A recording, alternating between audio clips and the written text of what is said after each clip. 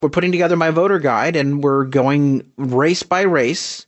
And one of the most important races that we have locally is who's going to replace Darrell Issa in the 49th Congressional District. Now, this goes all the way from Encinitas and San Diego, UC San Diego, all the way up the coast, Carlsbad, Del Mar, Solana Beach, Oceanside, Vista, goes all the way up into South Orange County, including San Juan Capistrano.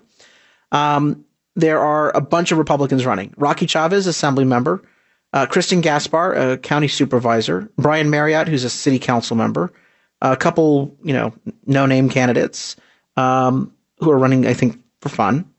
And then there is Diane Harkey, who I've known for a better part of a decade, who's been involved for 10 years in San Diego and in Orange County, a former state assemblywoman. Now she's on the Board of Equalization, and she's a partner in our gas tax repeal effort. She joins me on the DeMaio Report. Diane, thanks for stopping by. Well, thanks for having me. So why decide to run for Congress? You obviously have been doing a great job. Just 2 weeks ago, you helped defeat another gas tax hike, the 4-cent increase, by voting it down at the Board of Equalization. You've been really stellar on issues to fight for taxpayers here in California on so many fronts. Why Congress? Well, Carl, to be honest, I feel like I've probably done as much as I could at the state level, and I know I can be an effective advocate for the people from South Orange County and northern San Diego in Washington, D.C. I've done it at the state level, even being severely diminished, being a part of the minority party. Some of the main issues that I'm concerned about, let's go through those real quick. Obviously, you're great on the gas tax. You're not just a talker. You're an action-oriented person. You're jumping right in there and helping us with the signatures. But let's talk about securing the border. You're for a border wall and ending sanctuary cities? Yes. Our border wall, we have 15 miles of it in San Diego at the border, and it works very well. Transportation comes in and out, and it's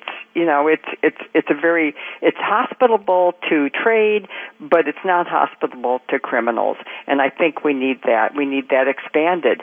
There's a lot of areas where you wouldn't want a wall, like, Highway 8 approaching into the Imperial Valley. It's all rocks, it's mountains, it's deserts, and there's nobody that could live crossing that. But I do think where there's, flatlands heavily transported, we need to stop the drugs. We need to stop the human trafficking.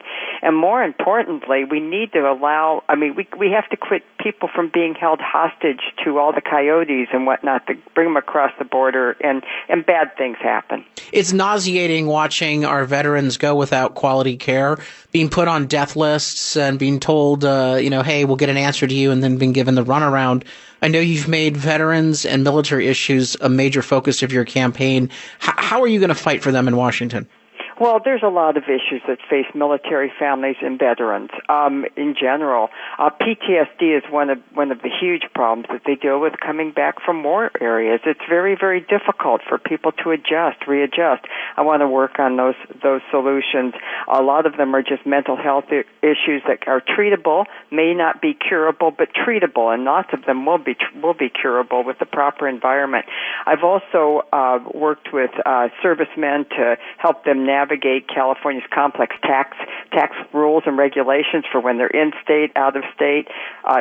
There's a lot of that comes up. And I helped work with draft some tax language for Senator Pat Bates and members of Congress, actually Congressman Darrell Issa, to help draft legislation that makes it easier for nonprofits to help construct hospitals in California on the base at Camp Pendleton and provide research and medical treatment for our service members.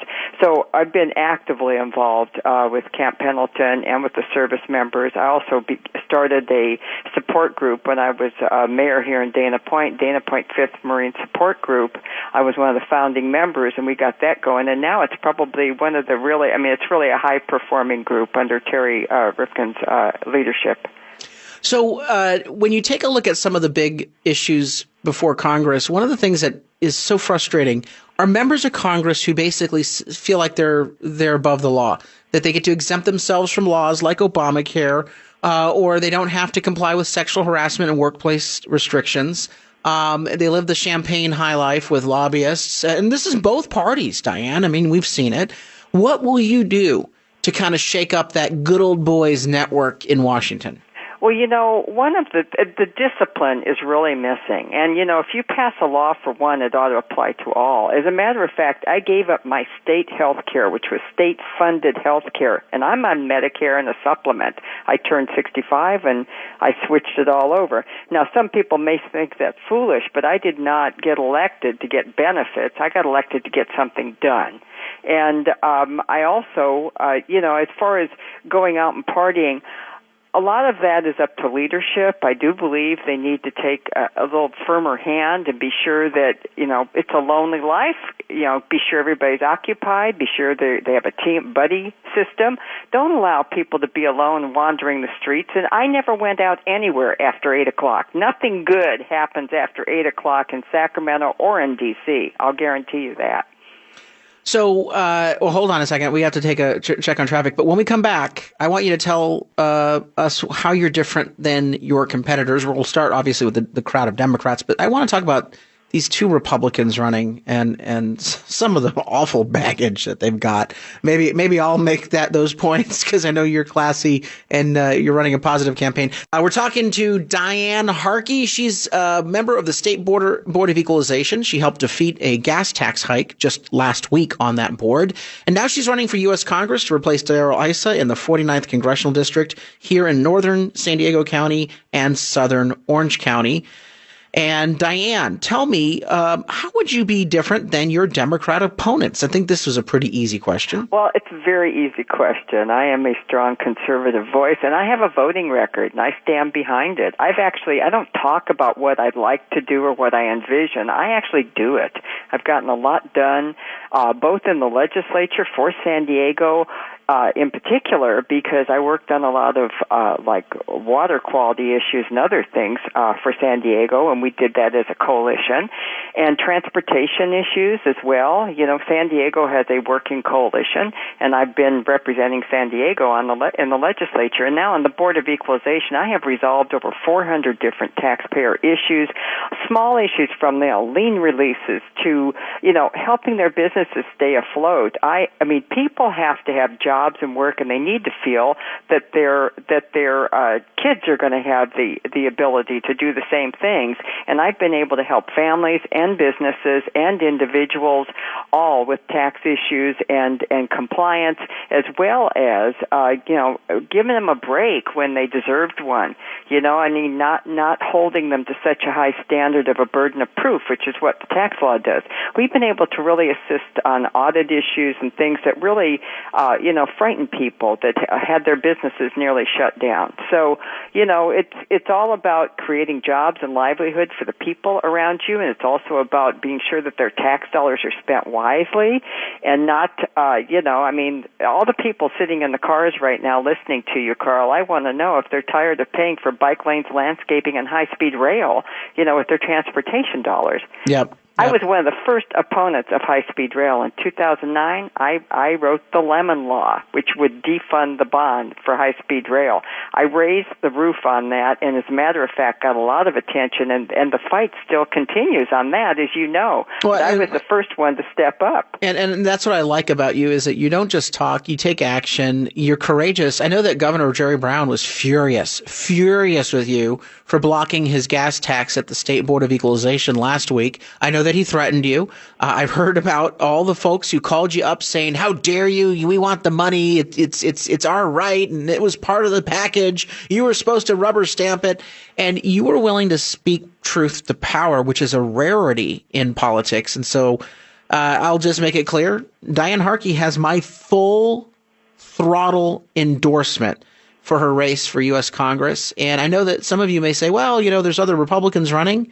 Here's the deal. With the top two primary system, if we don't get behind Diane Harkey for Congress this June, you might be only forced to choose between two Democrats in November, and that's no choice. And so, Diane, I know you're going to work hard. Now, real quick, we talked about your Democrat opponents and how you're different. Let's talk about two of your Republican opponents, the other two real Republicans in the race. So Rocky Chavez, I kind of had high hopes for Rocky when he started out, but candidly, the guy is a rhino. He went up to Sacramento. He voted for cap and trade. I had him on this show. And I always have people on the show when I'm upset with them, or sometimes when I'm praising them. But he got so upset that we were challenging him on cap and trade, and he kind of wears a chip on his shoulder. Yeah, we don't always agree on everything, but you got to work with people, and he just was really sour about it. In addition to being wrong. So because he voted for the cap and trade hike, tax hike, massive tax hike, about $1 per gallon of gas, I couldn't support him. Then there's Kristen Gaspar. Very attractive candidate. She just got elected to the San Diego County Board of Supervisors in a close race. I supported her, and I worked hard for her. She said she wanted to do the job, and no sooner does she get the job, but she now wants a different job. You know how much that ticks me off. If you're going to run for an office, do the damn job. Don't just run off and decide to do something else. And in addition to that, she voted against the Second Amendment repeatedly, and she's got I don't understand why she's in this race. I think she's getting really bad advice from some slick political consultants who just want to make a buck on her. And so I would encourage her literally to drop out. She needs to do the job of county supervisor. But from your point of view, how are you different than Rocky and Kristen? Well, I would never raise your taxes. I'll guarantee you that. And you know what? And Rocky did. He raised our taxes by a massive amount. He did. Unapologetically so, by the way. I know. He actually thinks he's right.